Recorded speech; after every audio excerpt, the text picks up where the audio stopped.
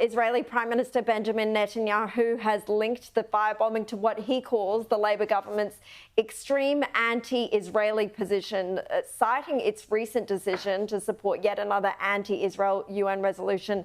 Amanda, such scathing public criticism from Israel's leader surely shows that Australia's relationship with our ally in the Middle East is now firmly in the toilet. We don't actually know. Maybe behind the scenes they have a pretty good relationship. No, I can tell you they don't. but what concerns me is I don't want Albanese to be held personally responsible for the behaviours of society, which we know can be absolutely vile, right?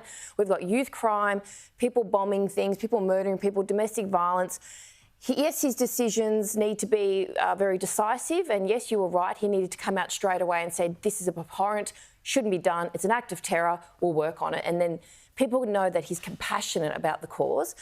But I don't like it's Albanese's fault that this is happening. It should be more, let's have a discussion. I'm not happy with this. I'm concerned for my people. Let's sit down and talk about it. Because I think that's too combative. And I think all that's going to do is create more divisiveness. And that's not what we need right now. Look, I disagree with that respectfully, Amanda. I think, Sam, that the Prime Minister has a lot to answer for in how he has dealt with incidents of anti-Semitism over the past more than 12 months.